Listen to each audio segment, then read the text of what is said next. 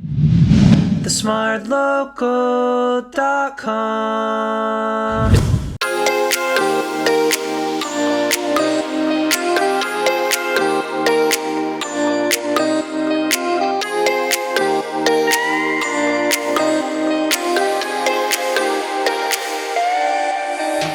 Hello everyone, I'm Rainer. And I'm Adria. And we're on yet another Insta Walk with MND. Together with NParks, we'll be exploring not one, but two green spaces right here in Singapore.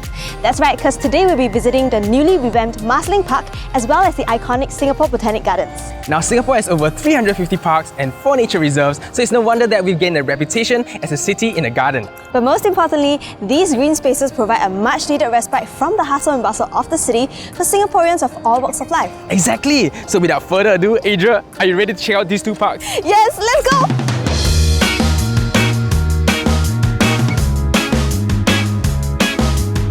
After a 2-year revamp, Marsiling Park reopened in April this year, making it one of the newest community parks in Singapore.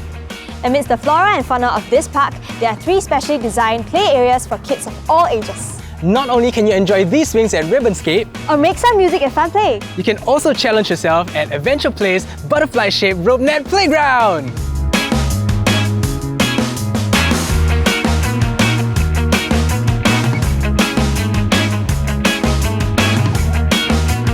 I did see quite a few butterflies around, and the guide did tell us that they planted certain trees and plants that they knew would attract the butterflies to come in as well.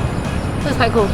While a large part of Marsiling Park has been redeveloped, this stone bridge and the Chinese pavilions behind me have been around for more than 35 years, giving a traditional touch to the park's more modern surroundings.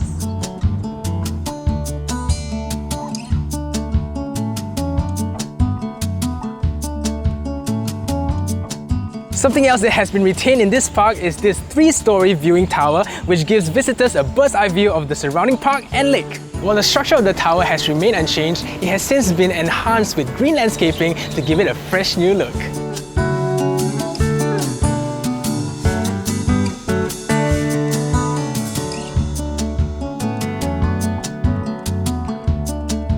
think I saw the tower walk, as in the tower view, so it's looking really good. And it has a bird's eye view of the entire Marsiling Park. Marsiling Park, formerly known as Woodlands Town Garden, is one of the many community parks we have in Singapore to allow residents to get closer to green spaces. Several features have been introduced to bring people closer to nature. So for instance, there's the butterfly playground where we planted many butterfly attracting plants around the playground, as well as education signage to allow children to interact and understand more about butterflies and the plants. Boardwalks have been introduced around the scenic pond to bring people closer to the fauna. The western side of Marsiling Park, there's this sensitively enhanced mangrove to bring people closer to the nature, as well as allowing biodiversity to thrive. After our little adventure in Marsiling Park, we are now at the Singapore Botanic Gardens. Now, many may not know this, but these gardens are over 150 years old. That's right, and today it is widely regarded as one of our nation's most iconic landmarks, especially after it was inscribed as a UNESCO World Heritage Site in 2015. Here's a fun fact. The Vandermeer's Joachim is the first registered plant hybrid from Singapore and was subsequently selected as Singapore's national flower in 1981. Now, this majestic display of this very orchid is a favourite photo spot for both locals and tourists alike.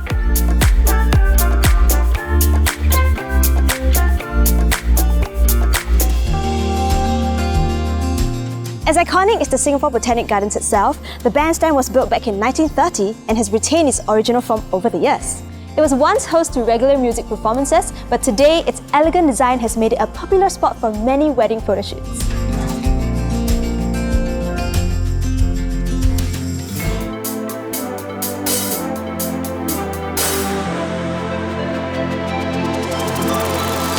Opened in 2017, the Learning Forest is one of the newest additions to Singapore Botanic Gardens. This forest spans across 10 hectares where visitors can explore wetland and rainforest habitats via a network of boardwalks and elevated walkways. One of the many sections in the Learning Forest is the bamboo setum, where you can find over 30 species of tropical bamboo, with some that can even grow up to 10 stories tall.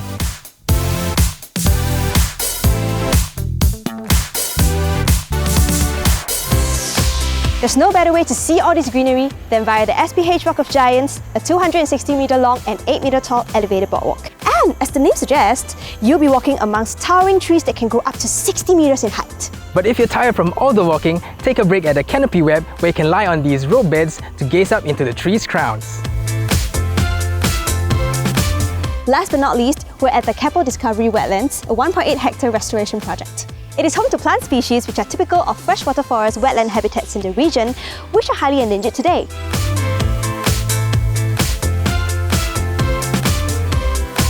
Being conserved as one of the last few freshwater wetlands in Singapore. I think it's a good move forward because with so much urbanization in Singapore, it's getting more and more scarce. So it's good to have a lot, still maintain our greenery. The Singapore Botanic Gardens is Singapore's first UNESCO World Heritage Site and an iconic national garden in the heart of our city. In the gardens, the Learning Forest has a plant collection of over 200 species, with highlights including the Capo Discovery Wetlands and the SPH Walk of Giants, a bambusatum and a showcase of wild fruit trees.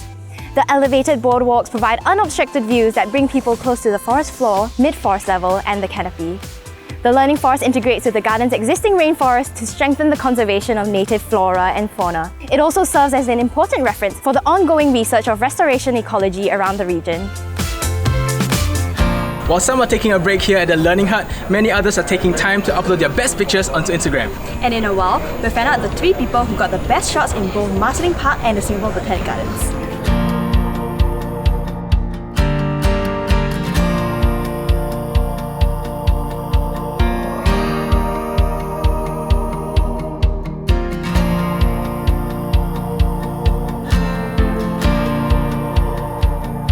We've come to the end of yet another TSL InstaWalk. Thank you MND and NParks for making all of this possible. If you want more information on when and where the next InstaWalk is, don't forget to follow MND Singapore and TheSmartLocal SG on Instagram.